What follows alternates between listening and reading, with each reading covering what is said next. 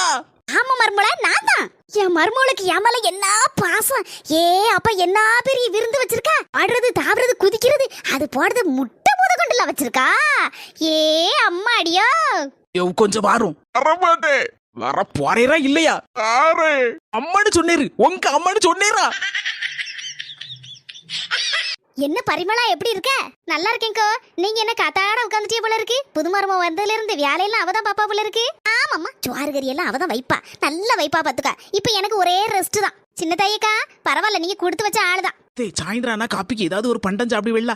என்ன பண்டம் பண்ண? குழி பணியாரம் பண்ணு மருமோள, எனக்கு ரொம்ப பிடிக்கும். சரிங்க தே. பரவாயில்லையக்கா, உங்க மருமக குழிப்பணியாரெல்லாம் பண்ண தெரியும் போல இருக்கே. என் மவனுக்கு கல்யாணம் முடிய முன்னாடி நான் வெறும் காப்பியை தான் குடிப்பேன் சாயந்தரம் போல. இப்ப என் மருமக வந்ததுல இருந்தா டெய்லி ஒரு பண்டம் செஞ்சு தந்துருவா.